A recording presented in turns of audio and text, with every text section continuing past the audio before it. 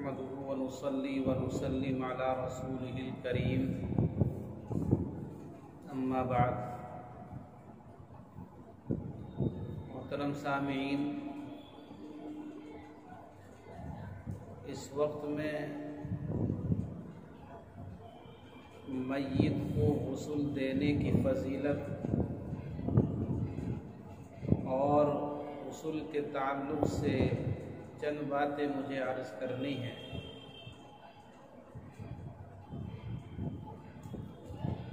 میت کو غسل دینے کے تعلق سے نبی اکرم صلی اللہ علیہ وسلم کا فرمان گرامی ہے کہ جو انسان میت کو غسل دے وہ گناہوں سے ایسا پاک ہو جاتا ہے جیسے اب ماں کے پیٹ سے پیدا ہوا، اور جو میت پر کفن ڈالے اللہ تعالیٰ اس کو جنت کا جوڑا پہنائے۔ یہ حدیث پاک میں غسل دینے کی اور کفن دینے کی فضیلت بیان کی گئی ہے۔ میت کو غسل دینے والا اللہ پاک اس کے گناہوں کو بالکل ختم فرما دیتے ہیں، جیسا کہ کوئی شخص ماں کے پیٹ سے پیدا ہوتا ہے اس کے ذمے کوئی گناہ نہیں ہوتا، اسی طرح سے اللہ پاک غسل دینے کی وجہ سے غسل دینے والے کے گناہوں کو بالکل پاک صاف کر دیتا ہے، گناہوں سے اس کو بالکل دھو دیتا ہے۔ اور کفن دینے کے تعلق سے بھی حدیث میں فضیلت آئی کہ اللہ پاک اس کو جنت کا جوڑا عطا فرمائیں گے، جنت کا جوڑا پہنائیں گے۔ یہ جو میت کو غسل دیا جاتا ہے اس کی وجہ یہ نہیں ہوتی کہ کوئی میت بذات خود ناپاک ہو جاتا ہے اور وہ نجس ہو جاتا ہے، اس لیے کہ نبی اکرم صلی اللہ علیہ وسلم نے ارشاد فرمایا کہ مومن بذات خود ناپاک نہیں ہوتا، حکماً ناپاک ہو جاتا ہے۔ حکمی طور پر اس پر ناپاک ہونے کا حکم لگایا جاتا ہے، تو بذات خود کوئی انسان مرنے کے بعد ناپاک نہیں ہوتا۔ میت کو جو غسل دیا جاتا ہے اس کی عزت، اس کے اکرام کی وجہ سے، چونکہ اسے آخری آرام گاہ تک پہنچانا ہے، قبر میں اس کو دفنانا ہے، جو اس کی آخری آرام گاہ ہے، تو اس وقت میں اس کے لیے اعزاز، اس کے لیے اکرام یہی ہے کہ اس کو غسل دیا جائے، اسے صاف ستھرا کیا جائے اور صاف ستھرے اور عمدہ کپڑوں کے اندر اس کو لپیٹا جائے، اس کو کفنایا جائے۔ یہ ایک ایمان والے کی عزت اور اکرام کی وجہ سے عمل کیا جاتا ہے۔ اور میت کو غسل دینا یہ ایک مسلمان کے لیے دوسرے مسلمان کے اوپر جو اللہ کے نبی نے حقوق بیان فرمائے ہیں ان حقوق میں سے ایک حق یہ بھی ہے اذا مات ان یغسل، کہ جب کوئی ایمان والا مر جائے تو اس کو غسل دے۔ یہ بھی ایک مسلمان کے اوپر دوسرے مسلمان کا حق ہے۔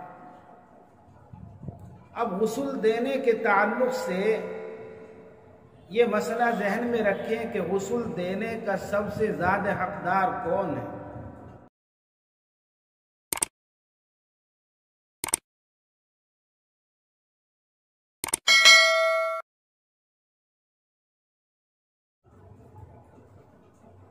دیکھیے بزرگوں اور دینی بھائیوں،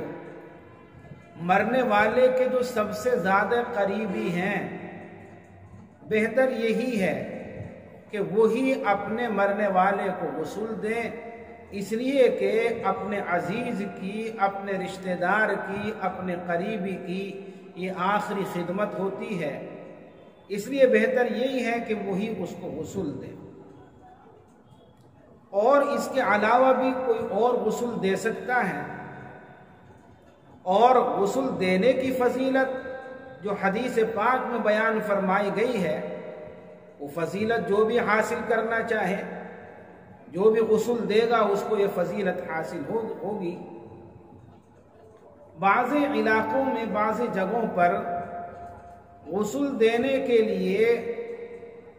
اجرت پر لوگ آتے ہیں، اجرت پر غسل دلوایا جاتا ہے، وہ پیسے لیتے ہیں اور میت کو غسل دیتے ہیں۔ دیکھیے، اجرت پر غسل دلانا یہ بھی جائز ہے، یہ کوئی گناہ کا کام نہیں ہے، اور غسل دے کر اجرت لینا بھی جائز ہے، لیکن جو اجرت لے کر کے غسل دے وہ فضیلت کا مستحق نہیں ہوتا۔ جو ثواب، جو فضیلت رسول اکرم صلی اللہ علیہ وسلم نے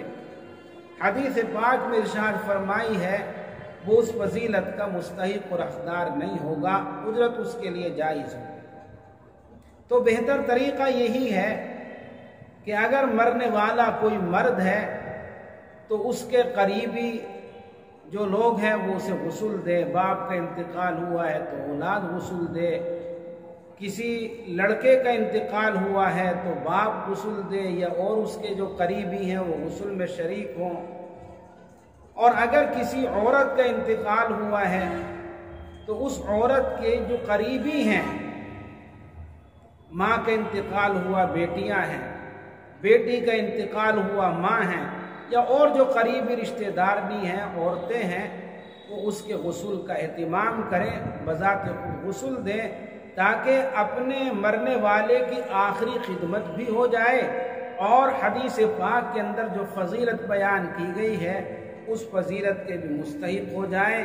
اور غسل دینے کے اندر جو مسائل ہیں، جو اس کا طریقہ ہے، وہ طریقہ یاد کر لینا چاہیے، وہ مسائل یاد کر لینے چاہیے، اور ان کے مطابق پھر غسل دیا جائے۔ اللہ تبارک و تعالی ہم سبوں کو حدیث پاک کے اندر جو فضیلت بیان کی گئی ہے اس فضیلت کو حاصل کرنے کی توفیق نصیب فرمائے، اور جو ہمارے سماج کے اندر مرنے والے کے مر جانے کے بعد جو اس سے دور بھاگنے کا جو ایک رواج ہے، اس سے وحشت کھانے کا جو ایک مزاج ہے، اللہ پاک اس مزاج کو ختم فرما دے۔ مرنے والا مرنے سے ناپاک نہیں ہوتا، کوئی ایسا نہیں کہ اس سے ڈرا جائے یا اس سے دور بھاگا جائے، بلکہ آخری جو اس کی خدمت ہے غسل و تکفین کی، کفن دینے کی، غسل دلانے کی، اس